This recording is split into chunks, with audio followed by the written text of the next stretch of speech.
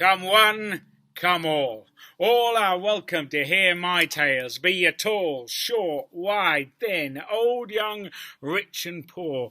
All are welcome as long as you don't spit, swear, poke me in the eye, kick me in the leg, or hook your fingers up my nose and lead me round the garden like a pig. I'll have none of that. Come and hear tales that will make you laugh so much your insides will become your outsides. Come and hear tall tales of high adventure, small tales of low cunning, and tales of about that height there. 3'6" by my estimation, although I have been known to be wrong. For good day to you all. My name is Dave Tonge, sometimes called the Yarnsmith of Norwich. I wander the road bringing wonder wherever I go. Or more correctly, at the moment, I wander me garden, grumbling wherever I go. And so it's quite nice. Quite nice? No, it's really nice to be back here at the World Storytelling Cafe, sharing stories again with all of you.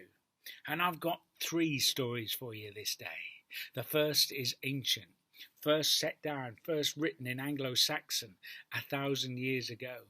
The second is much earlier still. It's a Norse myth, a silly one. And I've got another story that many say is Saxon. It takes place in the far west of my county, Norfolk.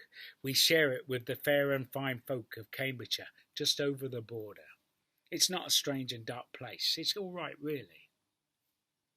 But we must begin at the beginning with the Anglo-Saxon tale, first written down 1,000 years ago. It's a story of Beowulf. Many of you will have heard of him. You will know how he found fame fighting and killing a terrible night stalker, a cruel creature called Grendel. How when it attacked the halls of King Hrothgar, king of the Danes, Beowulf leapt upon its back. They wrestled thither and yon. He took hold of the creature's arm, pulling it back harder and harder, tighter and tighter, until there was a tearing of flesh, a snapping of sinew, a crunching of bone. Beowulf tore off Grendel's arm, and the creature ran, screaming and dying into the night. And you'll know how then Beowulf killed Grendel's mother as well, and so he found fame as a ferocious warrior. And in time he became a king of the Geats. He ruled his people for 50 years. For 50 years, for 50 summers, he ruled with strength of arm. For 50 winters, he ruled with wisdom of head. But now he was an old man. His back was bent, his beard was so long it dusted the floor as he walked along. Yet still the old king had one more battle to fight before he could sleep soundly in his bed. But my story doesn't start in the time of King Beowulf. It starts 500 years before he was even born. 500 years before he was a twinkle in his father's eye, a flutter in his mother's swelling belly. For at that time there lived a chieftain, a lesser king you might say. So too a lesser man, because he sired 10 sons, 10 princes, I suppose you would call them. But he wasn't a good father, for each was more cruel. Each was more vicious than the one that went before. For each robbed from his people, took from his enemies, until they had amassed a great hoard of treasure in their father's hall. But as the treasure it grew and it grew and it grew, so too the greed in their hearts, it grew and it grew and it grew. For each of them wanted the coin for their own. And so it was, they drew their swords, they attacked the others, until 9 of them lay dead. Even the old king, the chieftain, he too was slain. One of them was left. He became the new chieftain of that land. Still, he robbed from his people, he took from his enemies, until the hoard of treasure was so big it hardly fit in his halls. And he too was an old man, with a bent back and a beard so long it dusted the floor as he walked along. And it was said that as an old man, a dark shadow passed across his heart. Some believed it was because he felt shame at last for having killed his brothers, having killed his father, the old chieftain. But it was not. It was simply the realization that now he was an old man with far less of the road in front of him than he had behind. Soon he realized he would die. And having had no children, there was no one to protect the hoard when he was gone. What could he do? He had an idea, a simple one. He ordered his servants go out into the land to search for a hiding place. They searched and they searched until one of them he found a great cave set high in a rocky cliff face. He returned and told the king, and quickly, he ordered that all of that hoard of gold, silver, the jewels, they all be taken and hidden there. And no sooner was it done than the old chieftain, the old king, he ordered his soldiers slit the throats of all the servants who had carried the treasure, so none could tell where it was hidden. But then the cruel king, he too died. He went like that. No sooner had he died than his enemies attacked his halls. They stripped it down, stone by stone, carved column by carved column. But not one silver coin, not one jewel could they find. And so it was, the treasure of the 10 princes, it became but a story to be told around the fire on a cold winter's night. But know, my friends, that then there came a dragon to this land. Its wings outstretched like the sails of a Viking longship. Its hard, scaly body glowing green, then blue, then red, then golden, lit by the fire that burned deep inside its belly. The great worm, it found the entrance to the cave. It wriggled and slithered inside. It found the great hoard of treasure. And as I'm sure all of you know, leastways all of you who are steeped in dragon lore, dragons love gold most of all. Its eyes sparkling like the jewels that surrounded it. It heaved its great worm-like body up on top. It curled around and around. The great and dangerous dragon, the dark beast, it folded back its wings, and it slept the deep, deep and sweet, sweet sleep of a happy and contented dragon. For there it slept for 500 years. And you know what? Being older myself, sometimes I wish I could sleep for 500 years. But no, my friends, there were some, like all of you gathered here this day, who still loved stories. There were some who still believed the story of the treasure of the 10 princes. They knew, as I know, that there is a little nugget of truth wrapped up in a whole lot of lies in every story. There was one lad who decided he would go and look for it. He searched and he searched and he searched. He devoted his life to it until now he was an old man with a bent back and a beard so long it dusted the floor as he walked along. When finally he found the entrance to the cave, he crawled inside. He found the treasure. He found the great wicked worm that guarded it. He was terrified, you would be, wouldn't you? But still he was taken by greed. For he stooped down and he picked up a golden cup, a cup like that one there, shiny. He thought, I do not think a dragon has need of a golden cup. I do not think a dragon will miss this one cup from this great hoard. And so it was the thief hid the golden cup beneath his coat, and he was gone, quick as you like. You know something, my friends, old men in my stories, they can't ask shift when they want to. Well, I ask you, was he right? I'm sure most of you, at least all of those who are steeped in dragon lore, will know that of course he was not right. For no sooner had he gone than the dragon awoke. He tasted the air. He could taste his enemy man. Casting his eyes around the treasure, he saw that a golden cup had been stolen. With a great roar, he wriggled and writhed out of the cave. He unfurled those wings. He flew up high into the sky. He swooped down low, seeking the thief, seeking anyone to punish for the crime. For he sent great tongues of flame down upon the people's crops, down upon their cattle. He sent great sheets of flame down upon the people's houses, down upon the people. And such was their wailing and woe, such was their grief, it reached the ears of their king, old Beowulf.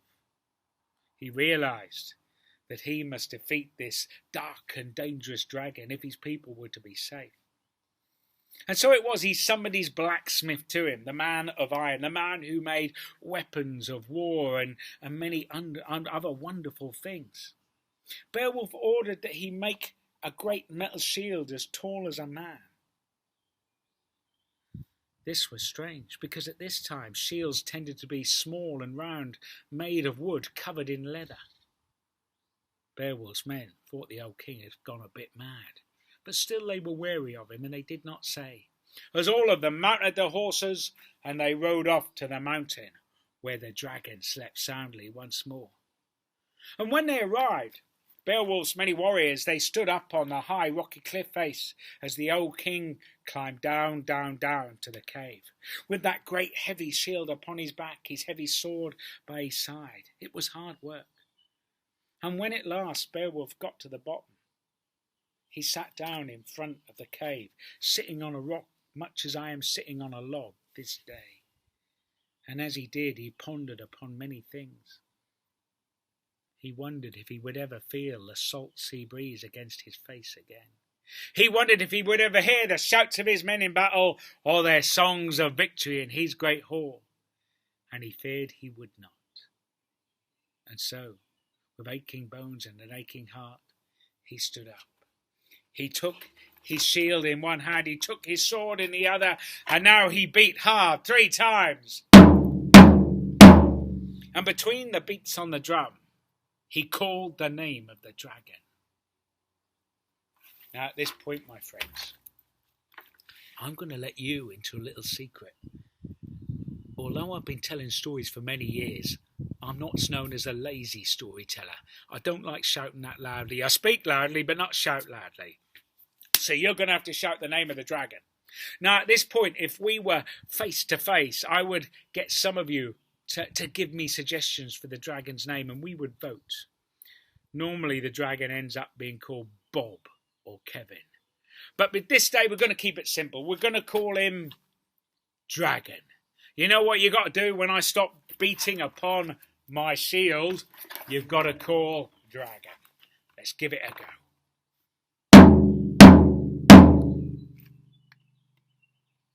Not bad, but you can do better.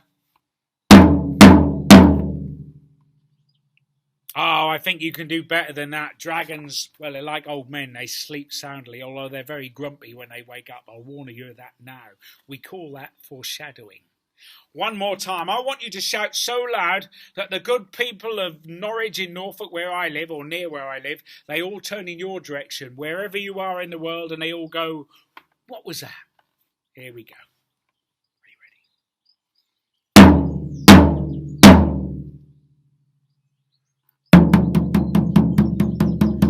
The dragon awoke, for he knew the voice of his enemy. He knew the voice of man. He came wriggling and writhing out of his cave, and seeing the old King Beowulf standing there, the dragon raised itself up.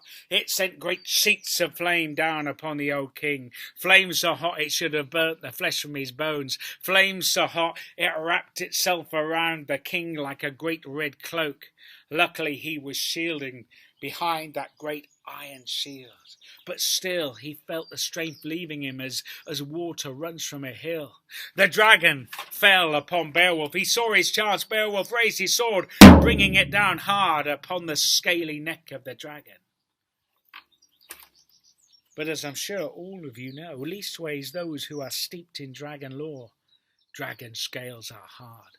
And so it was, the wound the sword made, it was not deep. It only served to make the dragon fiery and twisted in his anger, as once more he fell upon King Beowulf. And so it was, the sight that met his men's eyes up on the rocky cliff face above, it made terror well in their hearts. Men who before that day had been brave in battle, all ran for the safety of the woods, all save one. A young warrior new to the king's service, called Wiglaf. No, my friends, at Wiglaf wasn't about to see the king die alone. He fought his way down through heat and smoke to stand shoulder to shoulder, side by side with the king. Again, the great fire-breathing drake, it cast flame down upon them both. Flame so hot it burnt through Wiglaf's wooden shield. Flame so hot it would have burnt the flesh from his bones, had not old Beowulf leapt in front of the young warrior with the great metal shield. Again the dragons fell upon them. Beowulf saw his chance, bringing the sword down hard upon the dragon's bony skull. But that sword that had served him well for 50 years, It broke upon the dragon's hard head, and with it broke the last of the old king's resolve, as the dragon snatched him up, raising Beowulf on high, swinging him backwards and forwards, thither and yon, his fierce fangs sinking in deep. But it was now that Wiglaf saw his chance, for as the dragon raised up Beowulf on high, it exposed its belly. And as I'm sure you all know, leastways all of you who are steeped in dragon lore, dragon bellies are soft, softer than the rest of them anyway. And so it was, Wiglaf, with his own sword in burnt and blackened hand, he stepped forward. He thrust his sword deep, fist deep, into the belly of the dragon.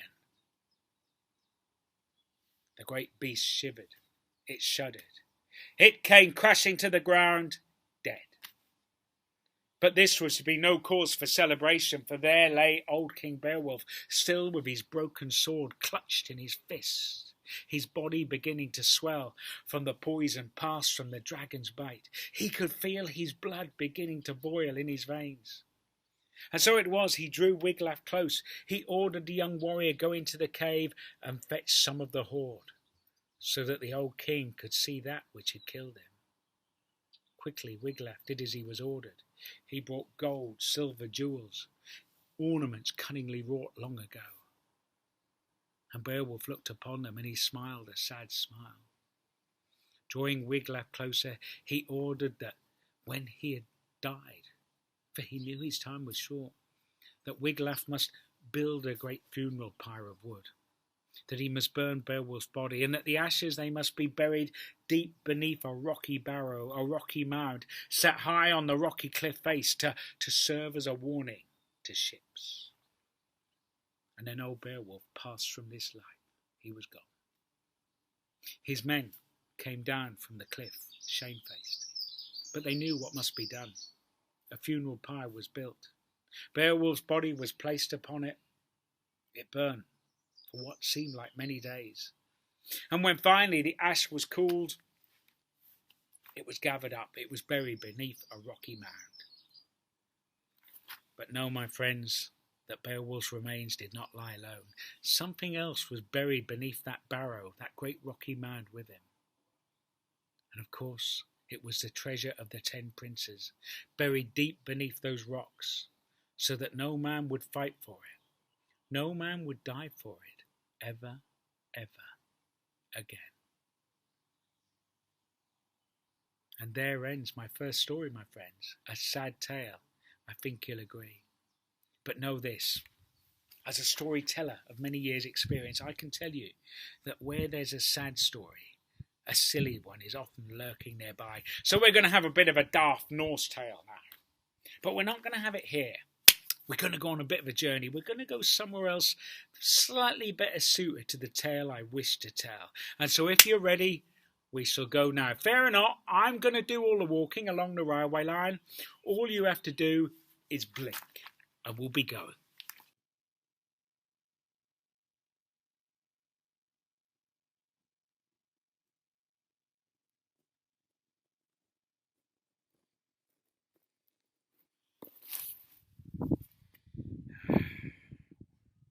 What do you think of the oak tree? That's why I've brought you here. I say my oak tree, of course it's not really my oak tree. That tree will be here long after I'm dead gone. For in terms of oak trees, it's still quite a young one. It's only about 250 to 300 years old by my estimation. Although I have been known to be wrong. And this oak tree, well, oak trees, they have lots of associations with the sacred, with gods and goddesses of long ago. And I brought you here because it has a particular link to a certain Norse god of thunder. I've also brought you here because I just love oak trees. They are strong and mighty, just like the god in my tale. I wonder, can you guess who the story's going to be about? Have a think about it and blink your eyes one more time. Go now. I told you I was going to tell you a story about a Norse god of thunder and lightning, so of course it can only be Thor. Thor, the god of thunder. who was said to have borne and wielded a great hammer, a mighty magic hammer called Mjolnir. For no matter how hard, no matter how far he threw it, it always returned to his waiting grip. And in some of the earlier tales it was said that Mjolnir it glowed red hot, so that even Thor had to wear a great iron gauntlet to grip it. So powerful was Mjolnir that it protected the whole of Asgard, the realm where all of the Viking gods lived. But one day, a great roaring could be heard in Asgard. Thunder came from Thor's halls, lightning shot from Thor's eyes and from his massive red hair. Thor was angry than he'd ever been before, for someone had stolen his magic hammer. Well, some of you are thinking, it must be Loki, a god of mischief, for he was always playing tricks upon Thor. But normally I'd say you were right. A good guess, but not on this occasion. Loki did not have it.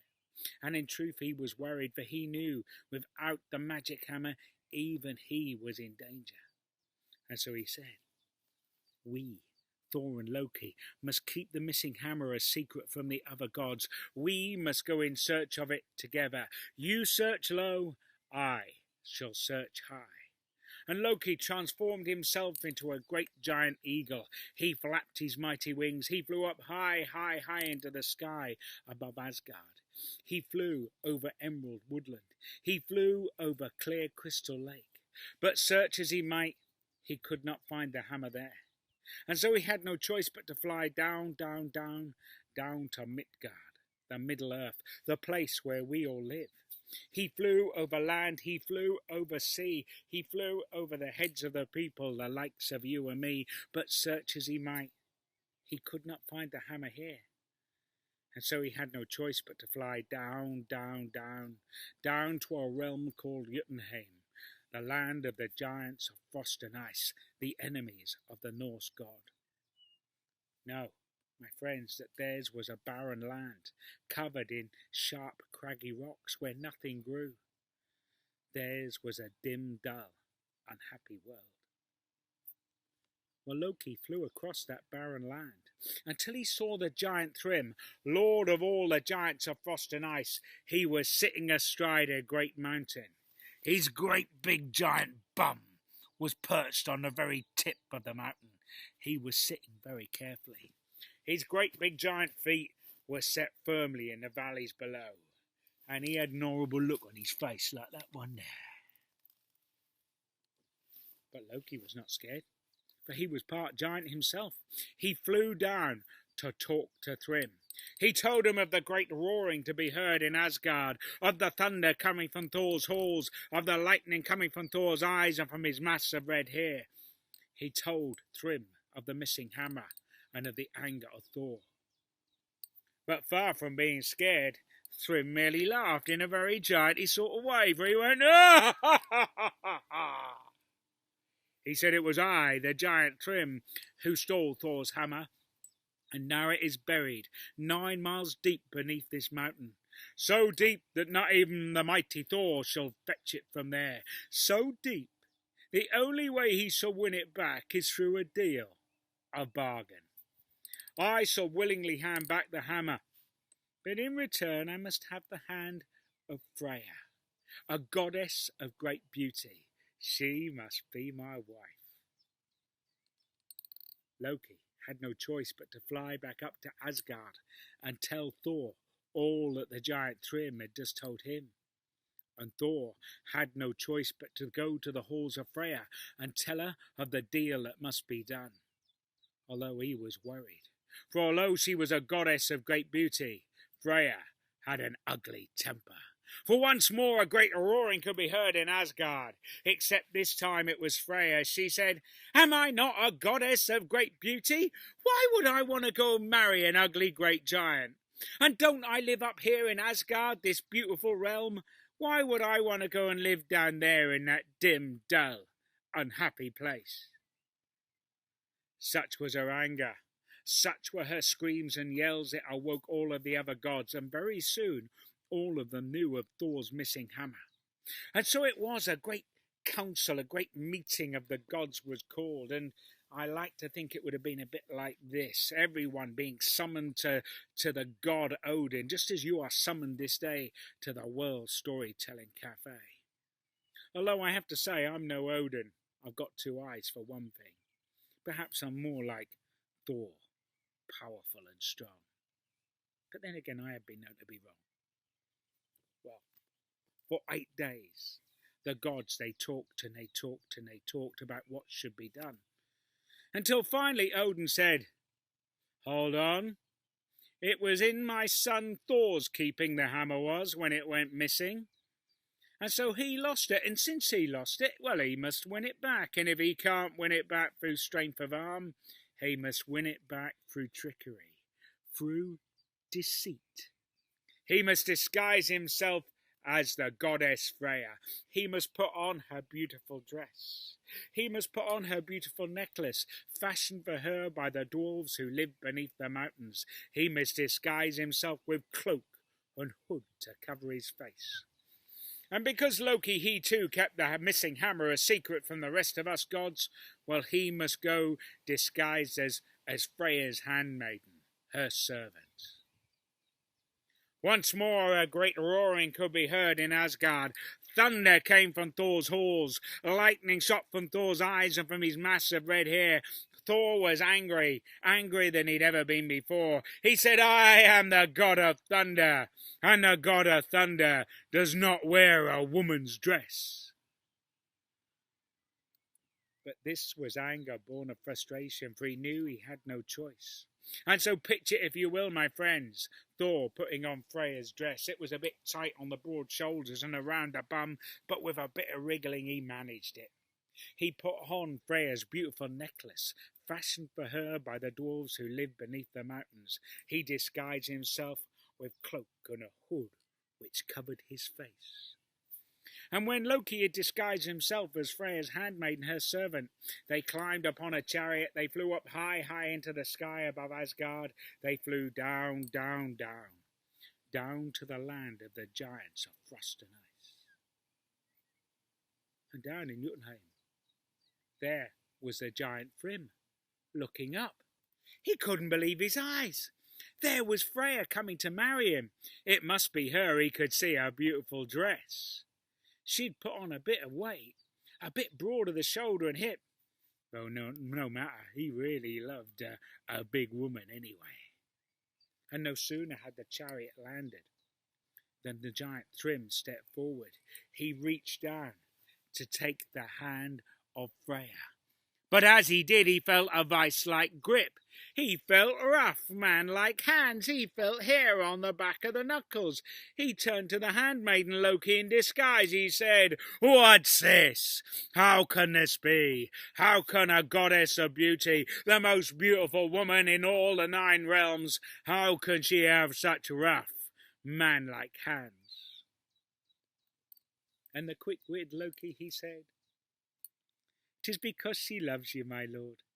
For having told Freya 8 days ago that she was going to be your wife, she was so excited she wanted to come on the first day, and so we had to lock her in a chamber, and for 8 days she's been beating upon the hard wooden door going, 'Let me out, let me out.' I really love the giant Thrym. That's why her hands are so rough. They will soften, give them time."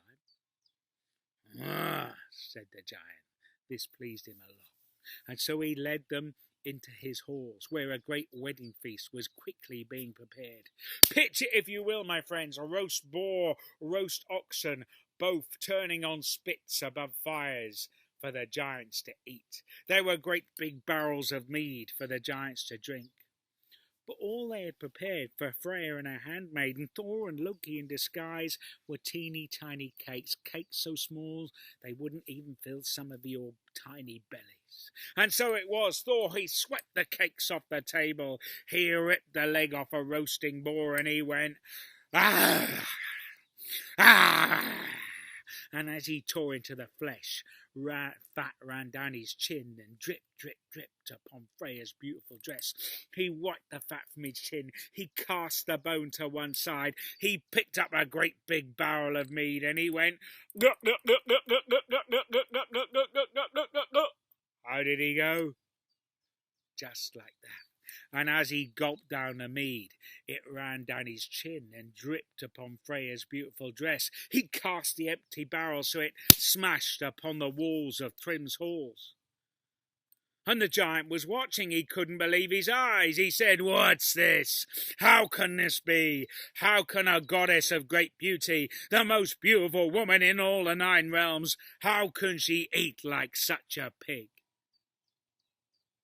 And Loki said, "'Tis because she loves you, my lord.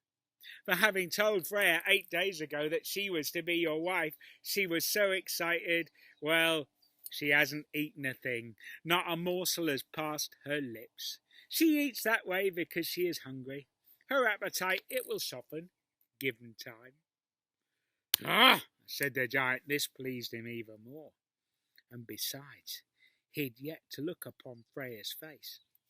He had heard she was the most beautiful woman in all the 9 realms, and yet strangely her face, it was covered with a hood.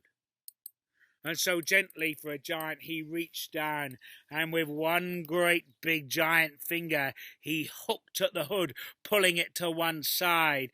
But as he did, he saw Thor's angry eyes looking back at him. The giant Thrym fell off his seat. He leapt to his feet and said, "What's this? How can this be? How can the goddess of beauty, the most beautiful woman in all the 9 realms, how can she have such hate-filled eyes?"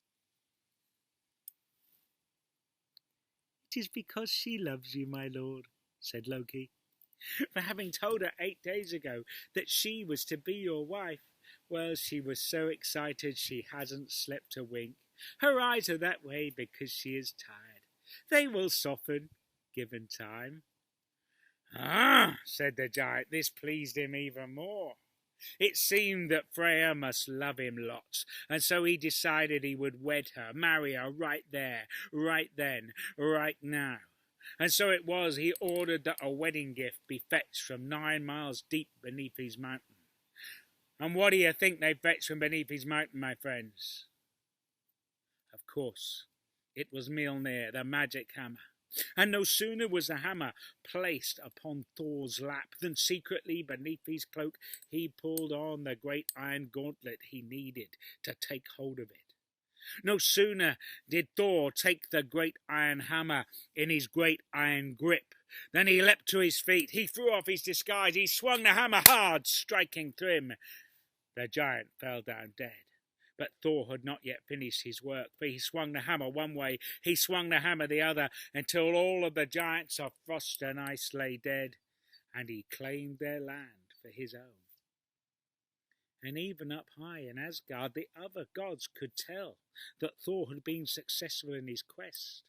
For where once they had looked down upon sharp, craggy rocks, a dim, dull, unhappy land, now they saw that a green wave of joy covered that land.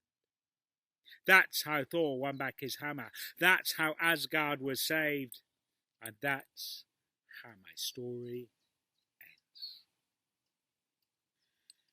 That was a good story, I think. Well, I hope you liked it anyway. And I've got one more story to tell you. As I said at the start, it's another Saxon story. At least wiser men than me say that. Wiser women come to that. There is a wise old woman in the tale, but I'm not going to tell you that here. We're going to go back to mine because it's getting a bit chilly here beneath this tree.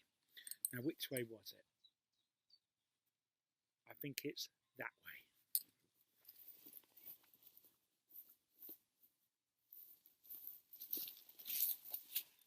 I'll see you back at mine, all right?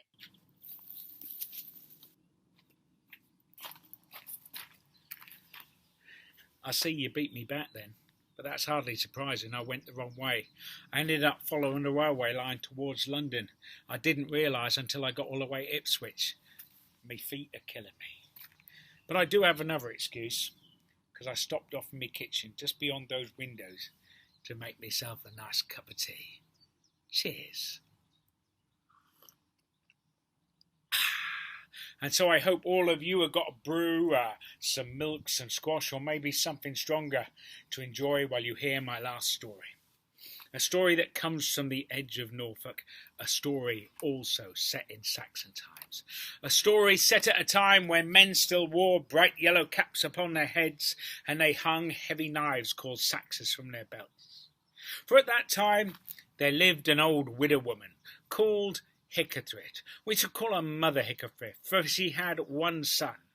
His name was Thomas Hickathrift, although everyone who knew him called him Lazy Tom, Idle Tom. He was what was known long ago as a tardy-gated bed-presser, which means that he was wedded to his mattress, which meant that he lay upon his bed all day, not far from the fire, growing big and strong upon his mother's hard work and home-cooked food. Bigger and bigger grew Tom. So by the time he was about 13 years of age, he had need to stoop under the doors when he went outside, which wasn't that often. It was said that the lanky, long-limbed lad, he grew broad of shoulder, strong of arm. It was said that he was barrel-chested, and that his arms and his hands were like great shovels, used for digging the good dark fenland earth. So big did Tom grow, that now his poor old mother was scarce able to afford to feed him. And the poor old woman, she was reduced to begging for all that she had. And one day she went to see a nearby farmer to beg some straw for her cow to lie upon. No, my friends, that the farmer was not a kind man. But this day he said, "Why, yes." He said, "Yes, you can have some straw. You can have as much straw as your son, Lazy Tom, can carry," for he felt certain that Idle Tom would carry very little straw at all. Old Mother Hickathrift, she went home and she nagged Tom until finally he agreed to go and fetch the straw, only stopping on the way to fetch a great long length of rope. And when he got to the farmer's barn where the straw was stored, he unfurled that great big bit of rope the full length of the barn, and now he began to pick up bundle after bundle, sheaf after sheaf of straw, laying them upon the full length of the rope. But the farmer was watching. He couldn't believe his eyes. He said, "Foolish Tom, you will break your back upon such a load." But by way of reply, Tom took up one end of the rope, he took up the other end of the rope, pulling that great heavy bundle of straw together. He cast it over his shoulder as if it was no more than a sack full of feathers or a bag full of very light rags. And Tom strode home. One day, a forester, a man of the woods, came to see Tom. The night before there had been a terrible storm. It had blown down one of the mightiest ancient stag oaks in that woodland. So big was the tree that none could shift it. And so it was that the forester was willing to pay Tom 2 gold coins if he could move the great tree trunk. Tom agreed. The following morning he walked into the woods. There were already 12 other men pulling upon ropes attached to pulleys, trying to shift the tree trunk so that they could claim the gold. But none could move it, not even an inch, not even the thickness of my thumb. None could move it until Tom came along. He put one great arm on one side of the tree, the other great arm on the other side of the tree. He lifted it up gently and lowered it gentler still onto a waiting cart. And the forester was well pleased. He offered the shiny gold to Tom, and you can all see that shiny gold there, can't you? I should say that you'd have no place at this storytelling session if you could not. Although it doesn't really matter, because Tom didn't want the gold. He said, "Keep your coin, forester, for all I want from you this day is a few twigs, a little bit of wood for me mother to burn on her fire, to keep her warm this coming winter." The forester agreed, for he'd saved some gold. He said, "Why, yes, Tom, take as much wood as you can carry." Well, I think it's fair to say that the forester was a foolish fellow. He hadn't thought this through. Because on the way into the woods that day, Tom had seen 2 more fallen trees, great oaks like the one that lay upon the cart, big and heavy too. He picked up one of them up onto his right shoulder. He picked the other one up onto his left shoulder, as if they were no more than sackfuls of feathers, or perhaps very light bagfuls of rags. And Tom strode home. So it was.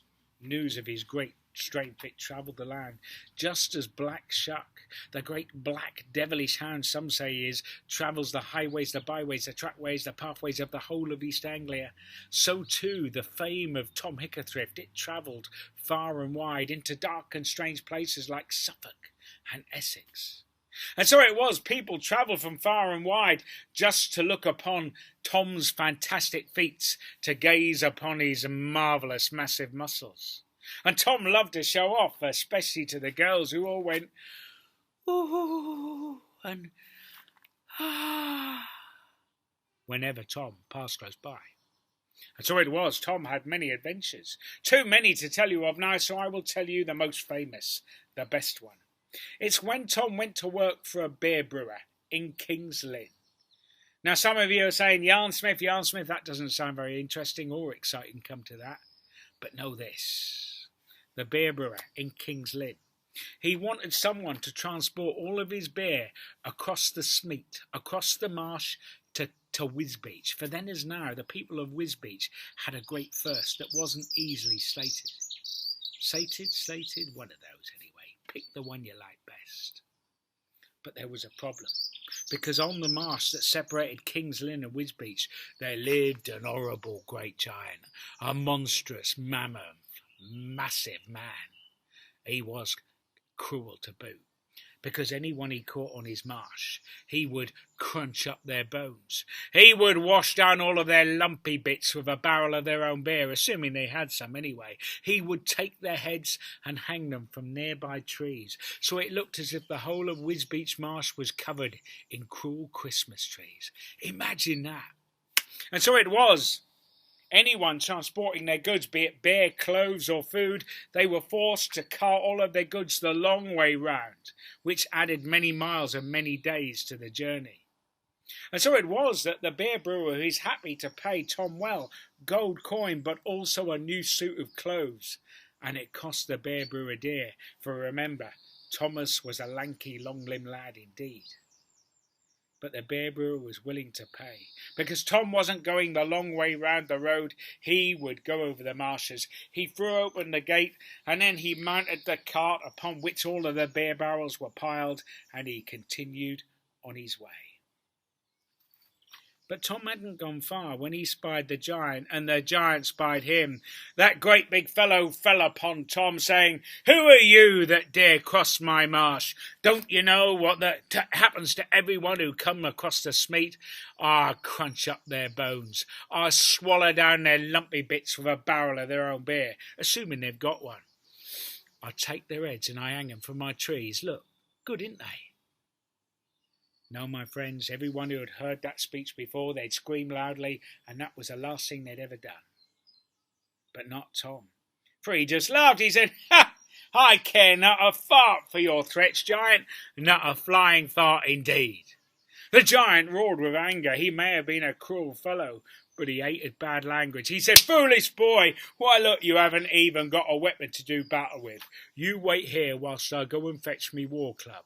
And the very trusting giant ran to go and get his blood-stained beating stick, while Tom looked around. For it was true, he didn't have a weapon to do battle with. Before that day, his two strong arms had served him well enough, although before that day he'd never had need to fight a great man, a giant. Looking around, all he could see was the cart upon which were piled the barrels of beer, and he had an idea. And so it was, when the giant returned, there stood Tom, except now he was holding one of the cartwheels from the cart in one hand, the axle that would join the cartwheels together in the other. And the axle, it became Tom's sword, and the cartwheel, it became Tom's shield. As now, Tom and the giant did battle.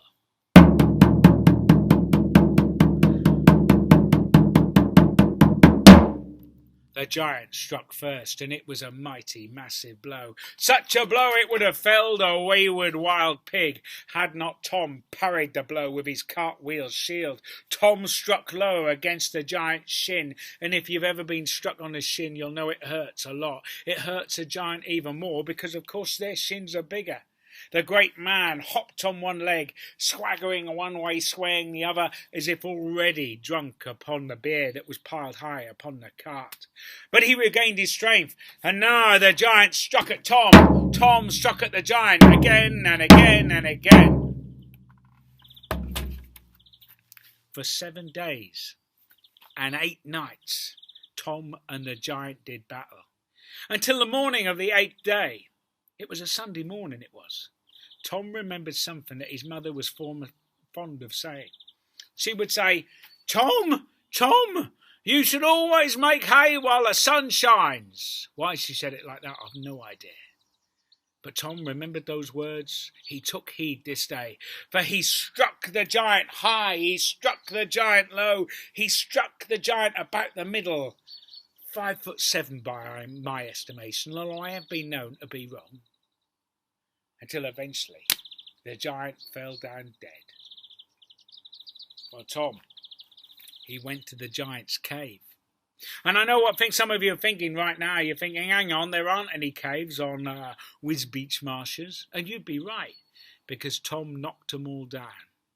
And what do you think he found when he knocked them all down? Of course, he found gold, he found silver, he found jewels, a great hoard, a bit like that one from my first tale of Beowulf.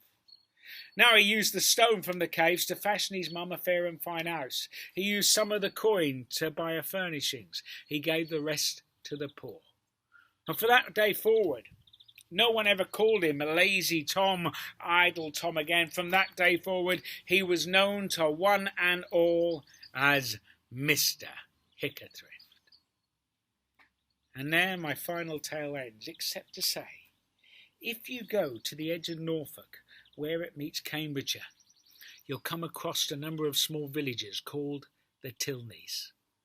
And in one of the churchyards, I think it's Tilney St. Lawrence or Tilney St. Anne, visit them both because they're both very pretty. But in one of them, you will find a great grave slab, a great stone slab. It's huge, it's over 7 foot tall by my estimation, although I have been known to be wrong, but it's big.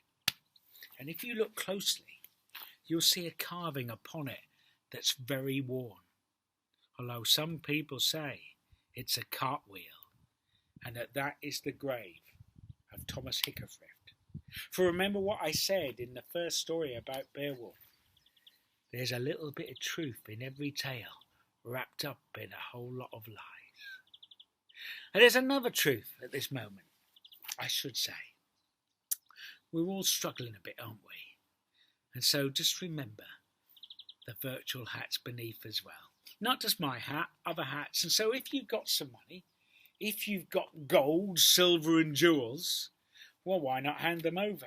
Because you know what, thinking about it, the World Storytelling Cafe, it's a bit like that great cave from the first story. There is treasure within, many stories to be enjoyed. And so if you wouldn't mind paying for a few of them, that's even better. Gold, silver, jewels, as I said, but if not, just a few poor coins. Anything will do. And on that note, thank you very much, and fare thee well. People, wherever you are, thank you for listening to that last storyteller. What an amazing performance. And if you enjoyed it, the hat looked just below the story. If you're on the website, and I do encourage you to go to the website, and you can put a little in the hat. If you're in Texas, I've got a Texas hat here. I've got this in Kerrville. You could drop $1 in, or $2. If you're in England, you can drop £1 in, or more. If you're in Canada, well, you could drop a few dollars in. And maybe if you're right up north, in Lapland, you could drop a few kroner in, or maybe €1 or 2. It will be much appreciated. Thank you. Don't forget the hat and enjoy the stories.